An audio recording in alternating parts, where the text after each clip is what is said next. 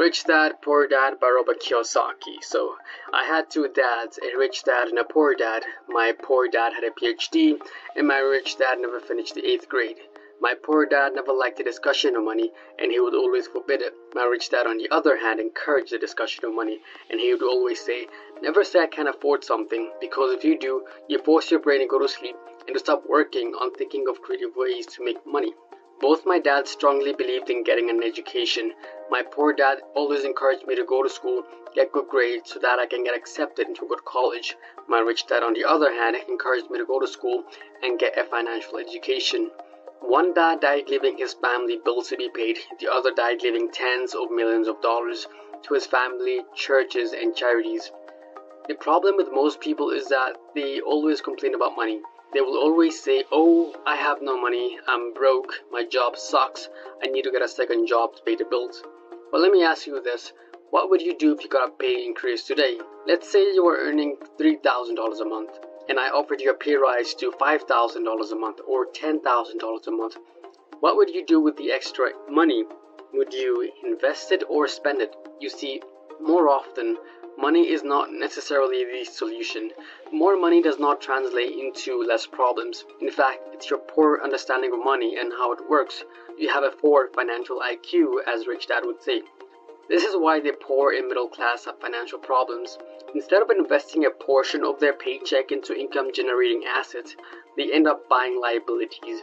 A brand new car, for instance, a brand new 50-inch flat-screen TV, or the latest iPhone. The list goes on and on. As a result, no matter how much their paycheck may increase, they are always going to find more frivolous ways to spend it. The rich, on the other hand, spend most of their paycheck investing in income-generating assets. Planting assets is like planting a tree. If you want to be rich, you need to be financially literate, period. If you are going to build the Empire State Building, you need a firm foundation. The poor and illiterate build a skyscraper with a poor foundation. As a result, instead of the Burj Al Dubai, you get the Leaning Tower of Suburbia, and hence the financial headaches start. Kiyosaki says, the poor have expenses, the middle class buy liabilities they think are assets, and the rich spend their time acquiring assets. Now you are probably asking yourself, what is an asset and what is a liability? Well, an asset is basically something that puts money into your pocket. For example, a business, real estate, paper assets like stocks, bonds, mutual funds, etc. A liability is something that takes money out of your pocket. For example, your car, your house, your phone, etc. Basically anything that requires you to use money to maintain and use. The rich spend their time acquiring and accumulating assets, which brings in money, which they can reinvest in acquiring more assets. Over a period of time, these assets would have grown so large and profitable that they make the rich even richer. Economists call this compound interest, and it's the secret of the rich. Albert Einstein once said, compound interest is the 8th wonder of the world. He who understands it earns it. He who doesn't pays it. This is how the 1% make their money. The biggest secret of the rich. Let me give you a brief history lesson.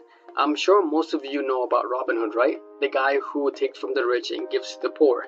Well, my rich dad did not see Robin Hood as a hero. In fact, he called Robin Hood a crook. Although Robin Hood is long gone, his followers lives on.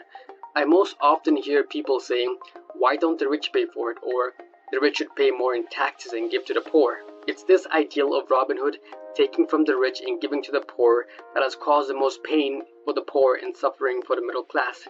The reason the middle class is so heavily taxed is because of this Robin Hood ideal. The reality is that the rich are not taxed, it's the middle class who pay for the poor. In England and America originally there were no taxes, but occasionally there would be temporary taxes levied in order to pay for wars. Taxes were levied in Britain for the fight against Napoleon from 1799 to 1816, and in America taxes were levied for the Civil War of 1861 to 1865. Once governments got a taste of money, just like any pig, they wanted more, and so in 1874, England made income tax a permanent levy on its citizens.